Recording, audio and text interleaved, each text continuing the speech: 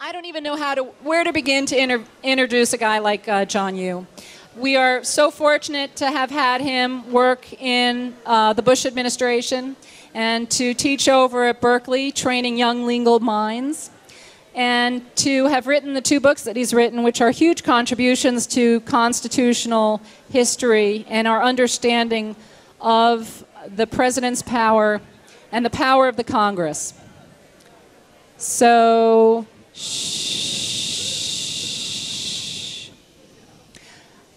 So I'd like everybody to give a big hand to John Yoo, who's visiting us from Berkeley.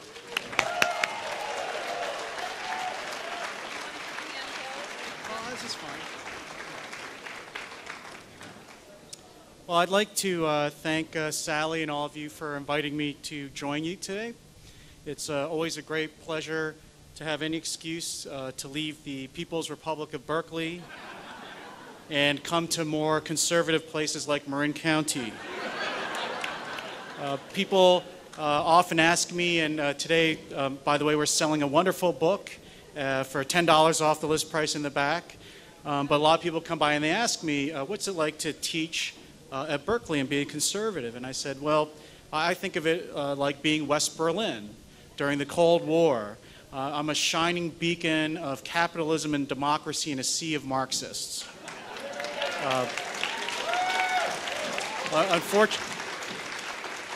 Unfortunately, this is where the challenge that you're all facing is that most of our students today have no idea what West Berlin ever was, right? Because the students we have now are born only 20 years ago, right? So for them, they don't understand the fight that the presidents of both parties, but particularly one by the Reagan administration against communism and the Soviet Union. I also just, if you guys haven't done it, I think we all ought to thank Sally for organizing the event. It's been a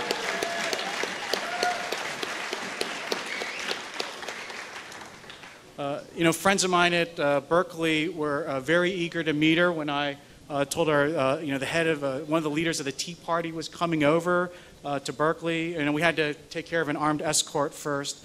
But after that, they really, because they didn't understand how it works, right? We spent the whole lunch, some of my colleagues were asking her, how does the Tea Party actually work? It was I mean, it was a learning experience for me, and coming here today is really eye-opening because there's no one in charge, right? It's the virtue of what you all are doing is that you're all patriotic citizens who sort of stood up and are making a political statement and working for change. I think that's amazing.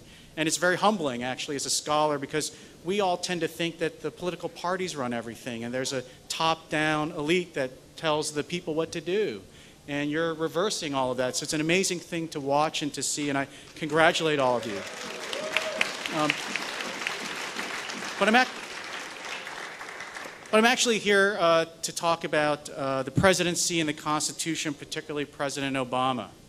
So for those of you who are fans of the show Seinfeld, yes? I actually don't know if Seinfeld and Tea Partyism go together, but yeah. But you know, there's this episode in Seinfeld where everything is the reverse of what it should be, right? And that's just a takeoff on a Superman comic, right? Where there's this bizarro world where everything seems backwards. And so the simple thesis I'll put to you today is that President Obama is running a bizarro world presidency. That everything that the framers wanted the president to do, he's doing backwards. And in short, I think this explains in part why he's doing so badly, and I think it's going to lead to, I hate to say it, but I think it will lead to a failed presidency. When he was elected, I want the president to succeed just like everyone else. I don't think this president's going to do that, and it's because he misunderstands his constitutional job first. I'm afraid President Obama and his administration look at the Constitution as something that's in the way. You know, something that has to be evaded and avoided so that they can fix all of what they think are society's problems. And the brilliant people who wrote our Constitution over 200 years ago didn't have so much faith in the government, right? They didn't think the government could fix all social problems. They wrote the Constitution specifically because they were afraid that people would come up with bad ideas and try to impose them on the country. I won't tell you whether I think that's happening today or not. Anyway, and so the basic idea of the book, of my book, and my work has been, in the last few years, has been to look at presidents who've been in office during times of great crisis. And I don't dispute we are in a crisis now, right? And how they responded to those crises determine whether we would think of them now as great presidents or failed presidents. Right? Think of the three greatest presidents in our history. And on this, I'll tell you who they are because a lot of Americans don't know. When Parade Magazine does a poll of who ought to be added to Mount Rushmore, the #1 response is, and after you take away the names of all the presidents already on Mount Rushmore, the #1 response is usually John F. Kennedy when you poll regular Americans. Right? Kennedy, in my view, was a poor president, and his reputation has been going down steadily ever since he left office.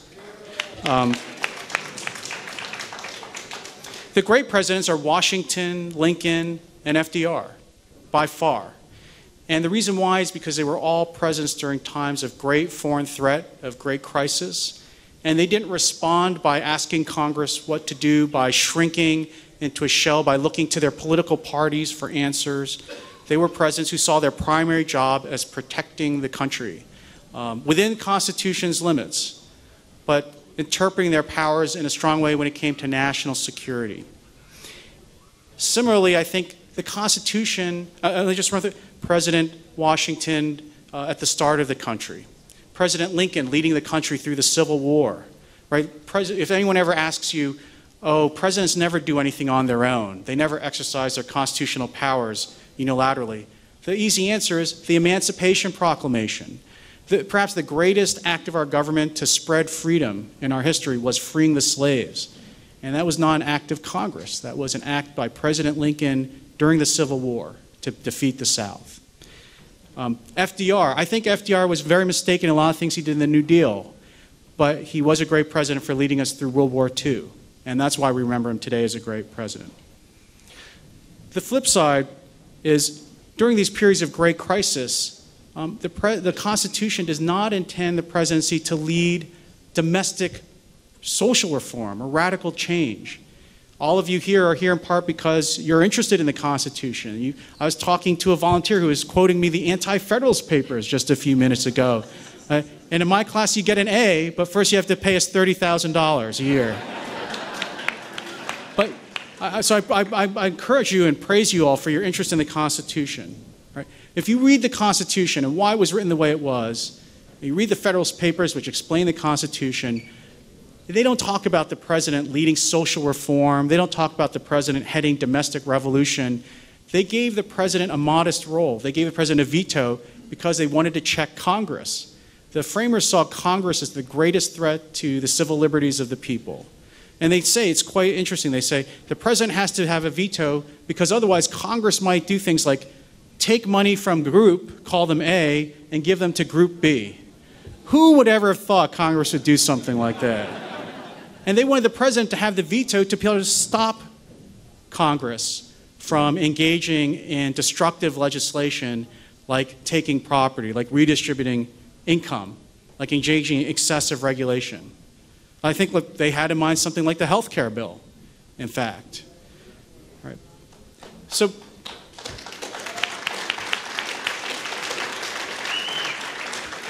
let me just, I guess I only have a few minutes left. Let me just explain why I think President Obama is the reverse of what the framers intended, as I've explained it. First, when it comes to domestic affairs, right, President Obama is oddly a president who keeps kicking Congress to become more radical. Right? He's not a president who's interested in checking Congress. He wants Congress to go farther to the left than it wants to. Right? And that's why it's hurt him. Think of all the deals that were necessary to get the health care reform bill through. Right? Whole states were bribed to pass health care. And President Obama wanted that to happen, and for that he's been blamed by the people. Right? There's no reason, I mean, there's every good reason why his approval ratings are so low, because he's racing Congress to the bottom. Right? And Congress is the one who is cutting all these deals for health care. Right? If President Obama had done his job and checked Congress, he'd be quite popular right now, right? But he won't do that. Compare that to what he's doing on our foreign affairs and national security. Right? When it comes to foreign affairs and national security, which I think is the primary job of any president, right, is to protect the country, President Obama strangely has this reduced view of his job. And this is how you can explain all these disturbing decisions that his administration has made after regarding terrorism after they took office. Right? President Obama doesn't want to lead on terrorism. He's worried more about his own political party, and he's wedded to a liberal ideology that thinks terrorists are not enemies, they're simple criminals. Right? I could not have been more disheartened when I read in the paper last week about how President Obama's developed his Afghanistan strategy. Right? He didn't say we need to have so many troops to win. We don't need so many troops to stabilize. Right? He said we need to be out in a year or I'm going to lose a Democratic Party. Right? They haven't denied that President Obama said that.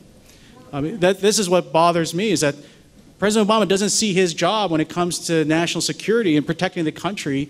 He sees it, his main job is keeping his own political party in power. That's exactly what the framers did not want to happen. But let me talk a little bit about what he's done at terrorism, right? President Obama, his fundamental confusion is that he thinks the 9/11 attacks were not the start of a war, that they were just a simple, big criminal enterprise. He wants to close Guantanamo Bay and move all the prisoners there into federal prisons. He wants to shut military commissions down and try everyone in civilian courts, right? His administration told us they decided until they were criticized and changed their mind and now won't decide. But initially they wanted to try the number 3 leader of Al-Qaeda, a guy named Khalid Sheikh Mohammed, the guy who actually was the one who came up with the 9/11 attacks. Want to try him as a simple criminal in downtown New York City. Right? At a cost for security in the hundreds of millions of dollars, goes way beyond what it costs simply to build a Guantanamo Bay base for the first place. But maybe there's some extra stimulus funds that could go to that. Right? But the fundamental problem is that President Obama thinks that the regular methods of law enforcement are going to protect us from future 9/11 attacks. That the methods for war are not necessary, that he wants the courts to make all the decisions and Congress to make the decisions. He's not willing to trust and be confident in his own judgment to handle the war on terrorism. And so let me close by saying that's why I think these next set of elections are so important. I was a clerk, I don't know if Simon mentioned, I was a clerk for Justice Clarence Thomas. Oh, by the way, I don't know, many of you know his wife, Ginny Thomas, but she made me promise. I told her I was coming to speak here, and she said that she wanted me to mention that she runs a website called libertycentral.com that's there to assist Tea Party groups like yourselves to work with other Tea Party groups. So to keep a promise, I have to say it 3 times. libertycentral.com, libertycentral.com, libertycentral.com. So I'll be invited back to their house someday. But anyway, I was in Washington, D.C. clerking for Justice Thomas at the time of the '94 elections. And the issues then were nowhere near as important to the country as they are now. And then no one could predict, very few people predicted the great wave that changed the control of Congress. But you saw what happened after Congress changed hands. And then I went to work for Senator Orrin Hatch because I was so excited that the Republicans had taken over Congress for the first time in 30-some years, 40 years. And you saw what happened. Budgets were cut, taxes went down, and the economy grew, even though you had a Democratic president in charge. And so that's why I think when we're in this far worse economic shape now, when the government has been nationalizing industries and taking over healthcare markets, it couldn't be more important.